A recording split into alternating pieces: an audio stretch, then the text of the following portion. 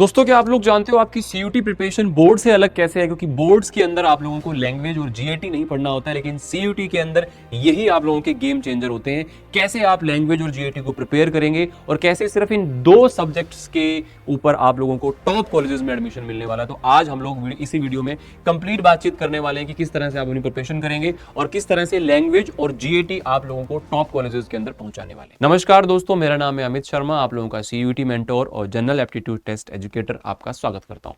तो देखो, यहाँ पे सीयूटी 2027 के अंदर लैंग्वेज और जीएटी को आप किस तरह से कंप्लीट करेंगे, किस तरह से स्टार्ट करेंगे और कौन सा वो बहुत बेस्ट टाइम है जिसमें आप लोगों को ये चीजें प्रिपेयर करनी चाहिए। तो सबसे पहले मैं एक बात आपको बता देना चाहता हूं कि सीयूटी के अंदर आप लोगों के पास में 3 सेक्शंस होते हैं। पहला सेक्शन आप लोगों का लैंग्वेज होता है, जिसमें आपको कोई भी लैंग्वेज ऑप्ट करनी होती है, 13 लैंग्वेजेस का ऑप्शन होता है। दूसरा आपका डोमेन्स है, जो आपने 12th के अंदर पढ़े हैं, साइंस, कॉमर्स, ह्यूमैनिटीज, जो भी आपके डोमेन्स है वो। और उसके बाद में आता है तीसरा आपका जीएटी। तो यहाँ पे आप लोगों को क्या बेस्ट कॉम्बिनेशन रहेगा वो भी मैं बताने वाला हूँ, और किस तरह से लैंग्वेज जीएटी को आप लोग डील करने वाले हैं। तो ये तीनों सेक्शन के बारे में मैंने आपको बताया कि भैया एक तो लैंग्वेज है, 13 लैंग्वेजेस का ऑप्शन होता है, डोमेन्स जो भी है आप लोगों के वो आप यहां से ले सकते हो, और एक जीएटी। तो कुल मिला के 5 सब्जेक्ट्स यहाँ पे आपको मैक्सिमम लेने हैं, एनटीए ने बोला है। तो इसके लिए एक आप लैंग्वेज सेलेक्ट कर लीजिए, 3 डोमेन जो आपने 12th में पढ़े हैं, और प्लस में एक जीएटी। इस कॉम्बिनेशन से आप किसी भी कॉलेज के किसी भी कोर्स के अंदर 99.99% आप इससे उसमें जा सकते हो। ठीक है, अब बात करी जाए कि लैंग्वेज और जीएटी। देखो, ये जो डोमेन्स हैं ये वही हैं जो आप लोगों ने 12th में पढ़ने हैं, यानी कि एनसीईआरटी बेस्ड चीजें आप लोगों को पूछी जाती हैं और उसी पे क्वेश्चंस आपको आएंगे सीयूटी में, और वही आप 12th के अंदर पढ़ने वाले हो। तो डोमेन्स आपका वहां पे भी तैयार हो जाता है, उसको आप फिनिशिंग देने के लिए सीयूटी के एमसीक्यू लगाओ, ऑब्जेक्टिव टाइप क्वेश्चंस पे काम करो। लेकिन लैंग्वेज और जीएटी जो है ये आप लोगों को अलग से पढ़ना होता है, जो कि आप लोगों को कई सारे ऐसे कॉलेजेस के अंदर एडमिशन दिला देता है। अब मैं आपको एक चीज बता देता हूं कि सबसे बेस्ट टाइम कौन सा है लैंग्वेज और जीएटी को पढ़ने का। तो अभी जैसे मई चल रहा है, मई का टाइम है, जून का टाइम है, और इसमें आप जुलाई को भी ऐड कर सकते हो।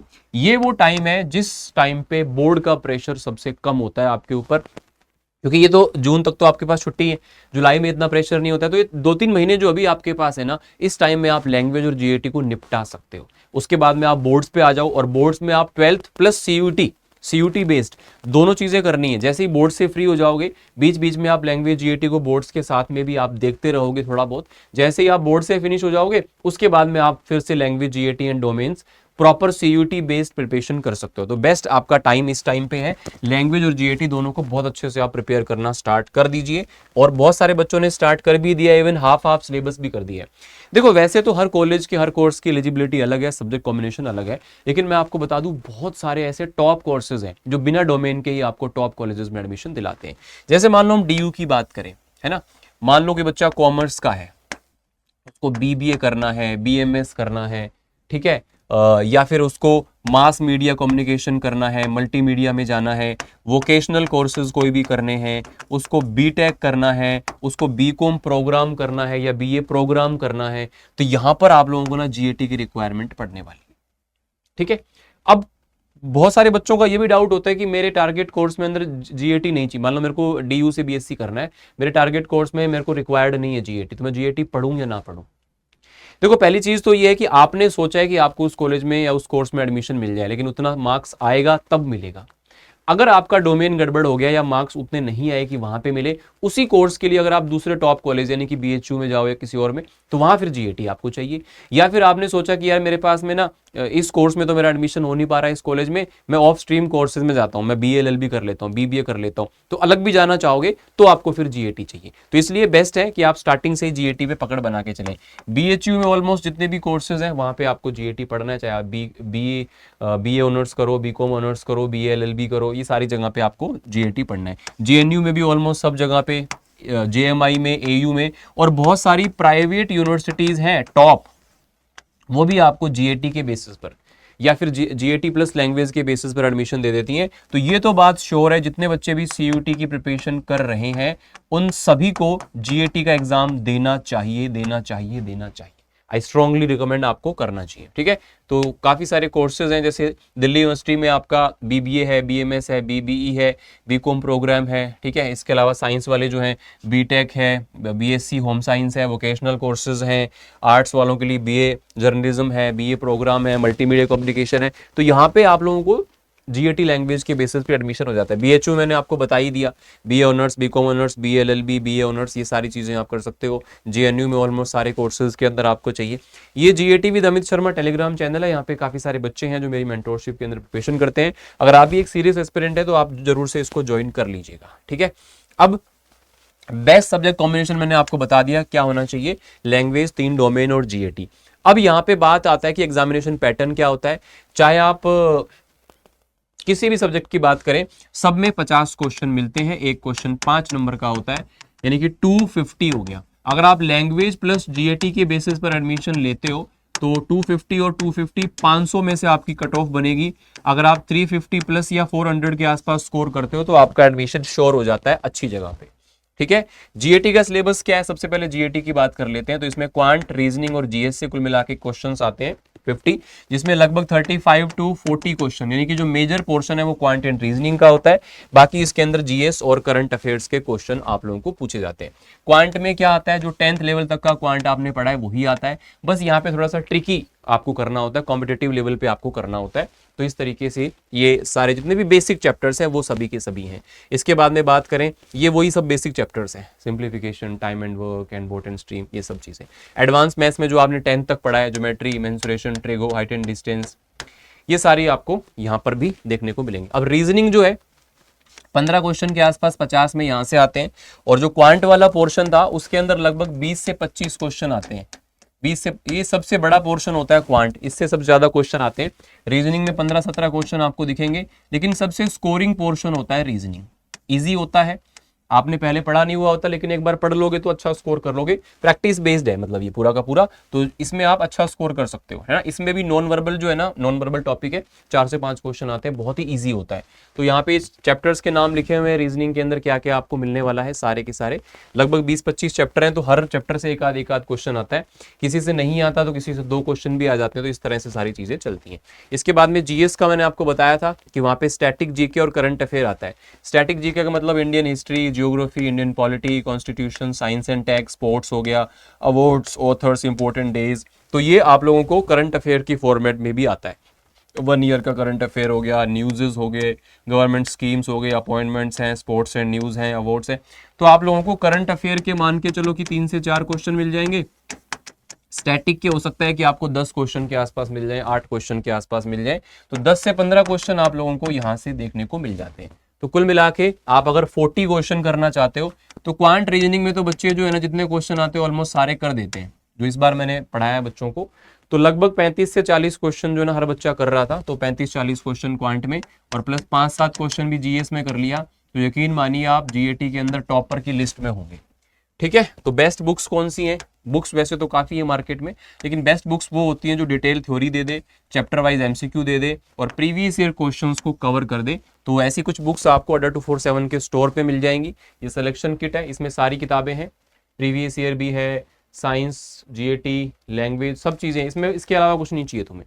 ये प्रीवियस ईयर बुक्स का कंपाइलेशन है, ये लैंग्वेज GAT की बुक्स हैं। तो कोई भी बुक्स अगर आपको चाहिए तो आप यहाँ से जाकर के बाय कर सकते हो इसको। अब इंग्लिश लैंग्वेज के अंदर क्या क्या चीजें आती हैं? अगेन 50 क्वेश्चन ही आते हैं बेटा, हर जगह पे 50 क्वेश्चन। मैंने बताया था आपको 50 क्वेश्चन ही पूछता है, 5 नंबर का एक क्वेश्चन होता है, 250 मार्क्स का पूरा बन जाता है। अब इसमें RC यानी कि रीडिंग कॉम्प्रहेंशन, वोकेबलरी, ग्रामर और वर्बल एबिलिटी। अब इसमें जैसे रीडिंग कॉम्प्रहेंशन के अंदर आप लोगों का पैसेज आपको मिल जाता है देखने को, पैसेज से क्वेश्चन आ जाते हैं। वोकैब में आप लोगों का एंटोनिम्स, सिनोनिम्स हो गए, वन वर्ड्स हो गए, इडियम फ्रेजेस हो गए। ग्रामर के अंदर जितने भी ग्रामर के टॉपिक्स हैं वो सारे के सारे आपको यहाँ पे मिलेंगे। वर्बल एबिलिटी यानी कि क्लोज टेस्ट हो गया और पैराजम्बल्स हो गए, ये सारी चीज़ें आपको यहाँ मिलती हैं। तो सबके क्वेश्चंस आते हैं। तो देखो यार, आप लोगों को इंग्लिश के अंदर सबसे पहले समझने के लिए कि इंग्लिश कैसा आता है, इवन आप किसी भी सब्जेक्ट को समझना चाहते हो तो उसका एक previous year paper, 2-4 previous year question paper आप उसका देखें, आपको उससे आइडिया आ जाएगा। आप 2-4 क्वेश्चन पेपर करके देखें, तैयारी स्टार्ट करने से पहले भी आप ये कर सकते हो। तो ये एक्टिविटी जब आप करोगे तो आपको आइडिया आ जाएगा कि आपको कितना पढ़ना है, क्या पढ़ना है और किस लेवल पर पढ़ना है। तो आप प्रीवियस ईयर क्वेश्चन कोई भी 2-4 गूगल से डाउनलोड करके आप लोग उनको देखना, पता चलेगा। अब देखो आपको 3 चीजें मैंने बताई, सिर्फ सबसे पहले एक ऐसी चीज है जो आपको ना कॉन्सेप्ट के थ्रू समझनी पड़ेगी और एक बार सारे चैप्टर्स देखने पड़ेंगे, वो है ग्रामर वाला पोर्शन। तो आप एक एक करके ग्रामर के सारे चैप्टर्स को निपटाइए। उसके बाद में वोकैब को करने के लिए प्रॉपर एक वोकैब बुक मेंटेन करें, उसमें जो भी आपको रोज वर्ड्स मिलते हैं कोशिश करें 10-15 वर्ड्स उसमें लिखें और वीकली और मंथली उसको आप लोग रिवाइज करते चलें। और जो एडिटोरियल्स हैं उनको आप पढ़ें, इंटरव्यूज देखें, जिससे आपका जो रीडिंग वाला पोर्शन है वो आपका अच्छा हो जाए। तो स्टार्ट लेवल पर आप लोगों को ग्रामर से स्टार्ट कर लेना है, फिर आप डेली 10 वोकैब कर सकते हो और साथ में आप 10-15 मिनट न्यूज़पेपर की आदत डालो। तो इससे आपका धीरे धीरे जो है ना इंग्लिश का जो लेवल है वो बढ़ता चला जाएगा। और उसके बाद में आप ये रूटीन बना लेना कि डेली आपको 10-20 मिनट न्यूज़पेपर पढ़ना, और न्यूज़पेपर में भी वो पढ़ना है एडिटोरियल वाला पार्ट। उससे आपको पता चलेगा कि किस तरह से बिना वोकैब के या बिना वर्ड्स का मीनिंग पता हुए भी कई बार हम पैसेज को समझ सकते हैं ना, तो वो चीज़ें भी हमको आइडिया आता है। 10 नई वोकैब आप डेली पढ़ें, एक आरसी की आप डेली प्रैक्टिस करें और ग्रामर्स के क्वेश्चन सॉल्व करो। एक बार ग्रामर के आपने रूल वगैरह सब पढ़ लिए तो कोशिश करो कि प्रीवियस ईयर से उठा के 50 में से आपको 15-20 क्वेश्चन मिल जाएंगे, तो वो 20 क्वेश्चन एक पेपर के डेली सॉल्व करो और जहां पे गलती आती है उसको सीखो। जिस टॉपिक में प्रॉब्लम आती है उस वीक टॉपिक को जाकर के आप देखो और बाकी इंटरव्यूज वगैरह देखोगे तो उससे भी आपको इसमें हेल्प मिलती है। तो लैंग्वेज जीएटी के 500 में से आप टारगेट करो कि 400 प्लस मार्क्स आ जाएंगे तो अच्छी जगह आपका एडमिशन हो जाएगा। ठीक है, एडिटोरियल आर्टिकल्स की हेल्प ले लो, वोकैब नोटबुक की हेल्प ले लो, प्रीवियस ईयर क्वेश्चंस की प्रैक्टिस करो, ये आपके लिए सबसे बेस्ट होता है। अब जो स्कूल स्टूडेंट्स हैं वो वीकडेज के अंदर क्या कर सकते हैं, 1 घंटा इंग्लिश को टाइम दो, 1 घंटा जीएटी को, 30 मिनट रिवाइज करो, यानी कि 2-2.5 घंटे का जो टाइम है ना वो आपके पास होना चाहिए। ठीक है ना, 2-2.5 घंटे का जो टाइम है वो आपके पास यहाँ पे आपको देना है। और अगर मैं वीकेंड्स की बात करूँ तो वीकेंड में क्या करना है अपने को, एक तो जो आपने पूरे वीक में पढ़ा है उसको रिवाइज करना है। ठीक है, और मॉक टेस्ट आपने बीच बीच में, मॉक टेस्ट आप कंप्लीट नहीं कर सकते तो यार जितना आपने पढ़ा है चैप्टर वाइज टेस्ट आप कर लो, कोई भी मतलब कुछ ना कुछ रिवीजन करना है और वीक टॉपिक्स पे आपको काम करना है। तो ये प्रॉपर रूटीन आप रखो, सैटरडे संडे में अपने को ये करना है। ठीक है, बाकी आप प्रिपरेशन करना चाहते हो तो यूट्यूब से भी आप देख सकते हो, एप्लीकेशन बैचेस भी आपको मिल जाएंगे। लेकिन कुछ यहाँ पे प्रोज एंड कॉन्स हैं। तो यूट्यूब पे आप करते हो तो आपको स्ट्रक्चर्ड रोड मैप नहीं मिलता है, कोई भी सीरीज चल रही होती है या फिर थोड़ा डिस्टर्बेंस भी होता है बच्चों का, या फिर आप डाउट्स वगैरह भी बच्चों टीचर से नहीं पूछ पाते हो तो काफ़ी दिक्कतें वहाँ पे आती हैं। रैंडम वीडियोज़ आपको मिल रहे होते हैं, सीक्वेंस नहीं मिलता और पर्सनल डाउट सॉल्विंग नहीं हो पाती है, मेंटोरशिप नहीं मिल पाती है, प्रोग्रेस नहीं अपनी देख पाते कि कितना हो गया, चैप्टर वाइज डीपीपी सॉल्विंग वगैरह नहीं होती है। मतलब स्टार्टिंग लेवल पर आप चेकआउट कर सकते हो, अगर ये वर्क करता है आपके लिए तो अच्छा है, नहीं तो फिर प्रॉपरली आप एप्लीकेशन बैच पे शिफ्ट हो जाए। बेस्ट एप्लीकेशन बैच जिस टीचर का आपको समझ में आता हो वहां से आपको पढ़ना है। स्ट्रक्चर्ड सिलेबस मिल जाता है, फिक्स टाइम टेबल होता है, डाउट सॉल्विंग हो जाती है, रेगुलर टेस्ट होते हैं, एग्जाम ओरिएंटेड स्टडी मटेरियल होता है और साथ में आपको गाइडेंस और मेंटोरशिप मिलती है कि हाँ भैया कैसे कैसे आपको प्रिपरेशन करनी है, कैसे कैसे आपको पढ़ना है।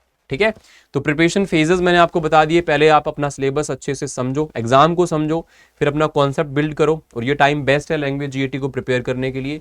सिलेबस करने के बाद चैप्टर वाइज रिवीजन करो, उसके बाद टेस्ट और लास्ट में फिर आप सीयूटी की प्रिपरेशन बोर्ड के बाद बहुत अच्छे तरीके से करोगे। हमारा आरएम 2.0 बैच है 2027 के लिए, जो कि बेस्ट है अगर कोई बच्चा बिगिनिंग से सीरियसनेस के साथ तैयारी करना चाहता है। This is for serious aspirants only.